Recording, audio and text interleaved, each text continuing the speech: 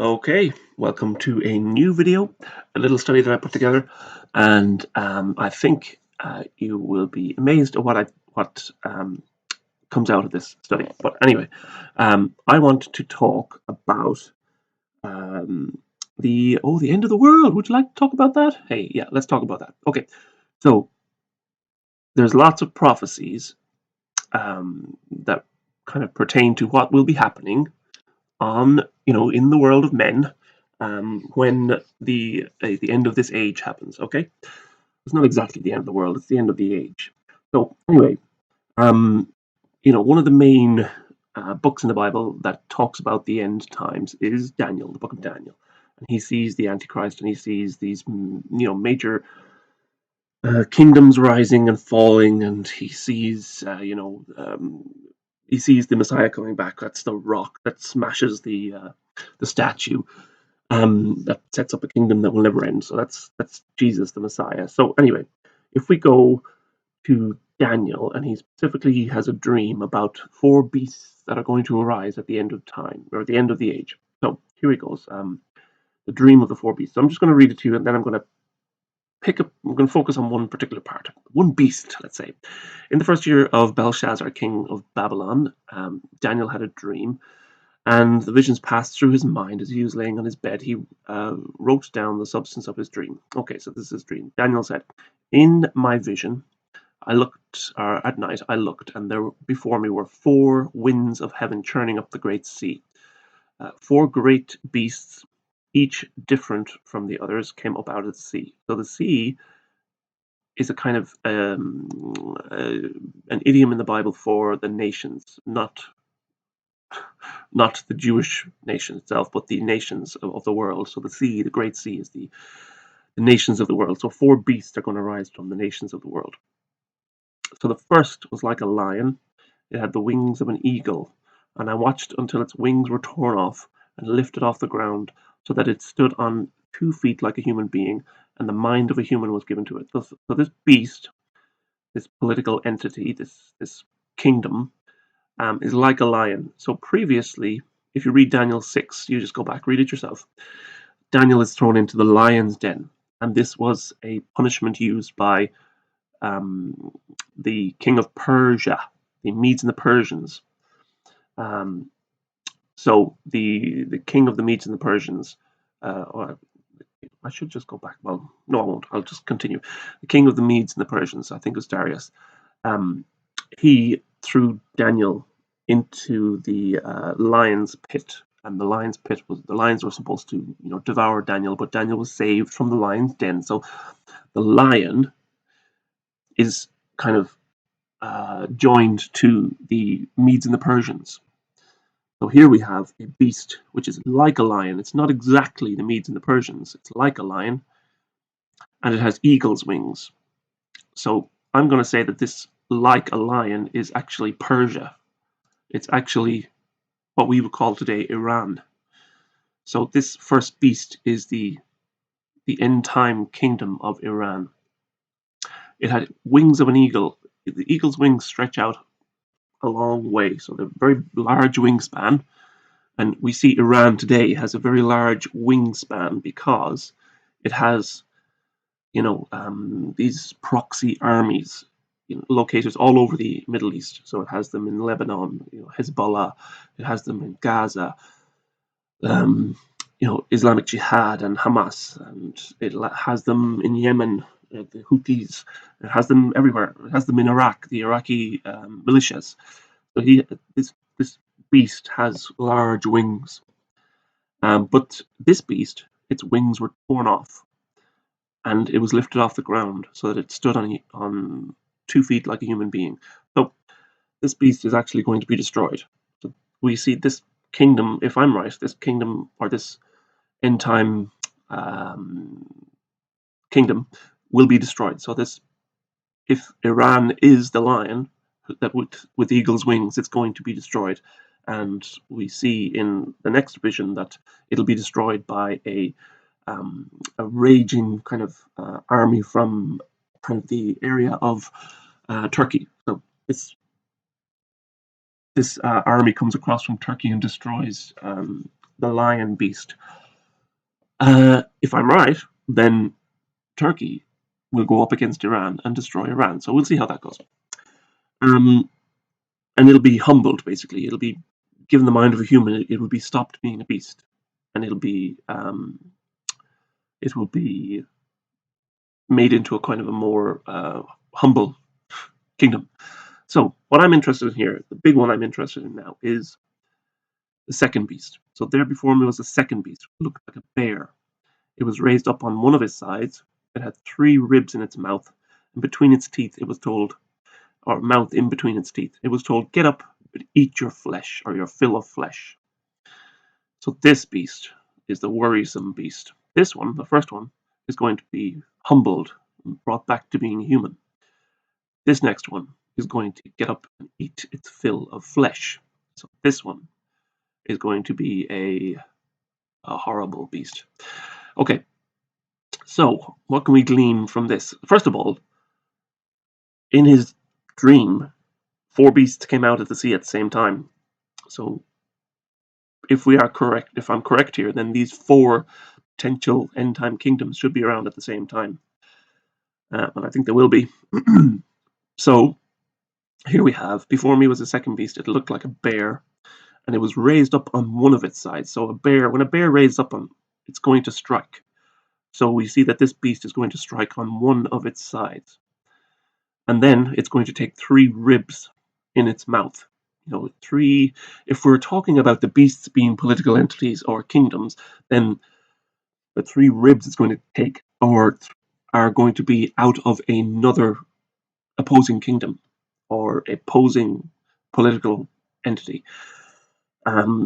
So if it has 3 ribs in its mouth, it might be 3 parts of another country, or 3 parts of 3 different countries. I don't know exactly, but it's going to be 3 entities anyway in its mouth. And then after it does that, then it's told to get up and eat your fill of flesh. So then after that, first of all, it's going to engage in some sort of military exploit. We might call it a special military operation, and then you already know where I'm going here. Then the next thing it's going to do is going to get up and eat your fill of flesh. So then after that, it's going to get up and go to all-out war. I'm going to, where am I going to go next? Now, so we have this second beast. So this isn't the visions of the end times. What comes after the third beast and the fourth beast are to do with basically the setup and the institution of the Antichrist kingdom. So they're not exactly for now, I think, but they will be coming soon. So the first one is another beast, or the third one, sorry, is another beast like a leopard, so it moves quickly. And on the back, it had 4 wings. So this time, these wings are entities that are to do. I shouldn't really go into it, but I think it's It's like a political union of 4 countries. I think it'll be based around Turkey. And I think it's going to disappear quickly, and then the full-blown Antichrist kingdom comes. So that's like the Middle Eastern, let's say, empire that the Antichrist controls. That's going to come after that. So anyway, let's get back to the second beast, like a bear. Okay, who do we always know as the bear? It was always Soviet Russia was the bear. So I'm going to go and I'm going to talk about the book of Revelation. The entity that causes all-out war in the book of Revelation comes at the second seal here.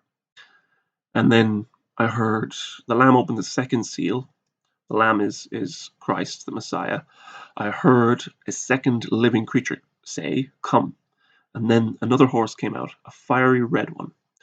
Its rider was given power to take peace from the earth and to make people kill each other. And to him was given a large sword. So this entity, this fiery red entity, basically starts the Third World War. Here we go. Are we joining the dots yet? I think you may be. Let's get back to this bear here. So this is the same bear this entity that's going to start the Third World War that Daniel saw, that's going to devour much flesh.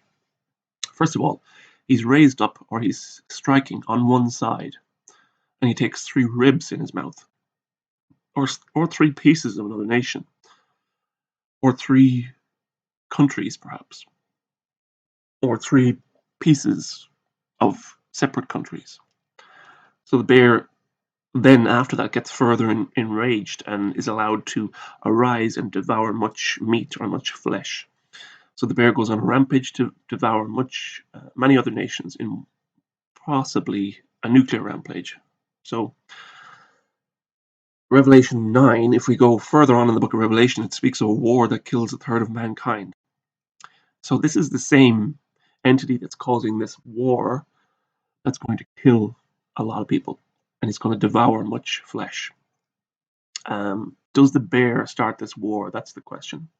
So if we go to Revelation 9 and we read about this bear that's or this entity that's going to devour much flesh. So the 4 angels that had been prepared for the hour and the day and the month of the year were released. I think these start the 4 beasts. It's interesting that we have 4 angels are coming out of the earth, go forth and kill mankind, or to allow mankind to be killed. And we have 4 beasts in the book of Daniel. So each angel may be in control of a beast, who knows? The number of the armies of the horsemen was 200 million. And I heard the number of them. So this war that's going to happen, that kills a third of mankind, is going to involve 200 million horsemen or soldiers. And this is how I saw the vision of the horses and those who sat on them. The riders had breastplates the color of fire. Again, we have that color of fire, so that the second horseman in Revelation 6 was a fiery red horse. So the breastplates of colored fire and hyacinth and brimstone. So what are those 3 colors? If you think of this, in terms of the Middle East, not the Middle East, sorry, if you think of it in terms of, let's say, ancient armies going to battle, they fought behind banners, okay? So they followed a banner. One banner was one side of the opposing armies, the other opposing banner was the other side of the war, let's say. So these beasts are kind of going to war under the banners of the color of fiery red, hyacinth, and brimstone. So let's go back to our bear again. Devours much flesh. The number of mounted troops was 200 million. This is the bear and Revelation 9. So the number of mounted troops was 200 million. I heard their number. And now here is how I saw the horses and those riding on them. They had breastplates that were fiery red. Hyacinth is a flower, so hyacinth blue, it's a blue flower. And brimstone is yellow, or it's also known as sulfur. Sulfur yellow. But 200 million troops is not one army, it's the number of troops involved in the war that kills a third of mankind. So this is the Third World War. And the breastplates, or the banners that the warring factions are fighting under, are red, blue, and yellow. And now, let's get today.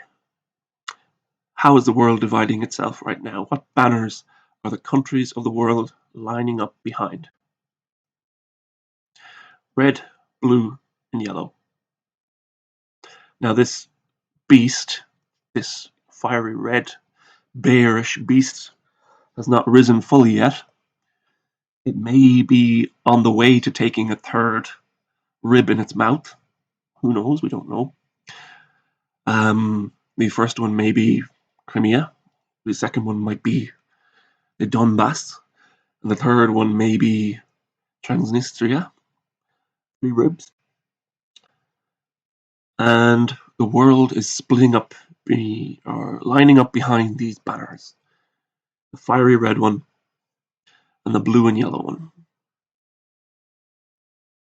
And that, I think, is prophecy coming to life. So, the book of Revelation says that a third of mankind will be destroyed by this Third World War, and it sure seems to be lining up that way, with people throwing around the term, nuclear war or nuclear first strike every day now, it seems. Even a couple of years ago, this was, nobody would even mention the term nuclear war. It was seen you were like immediately a pariah if you mentioned nuclear war. Just go back to when Trump mentioned nuclear war once, and the whole world came out against him and said, "What are you talking about, nuclear war?" He was immediately a lunatic, a pariah. So now it's mentioned every day, and nobody says that.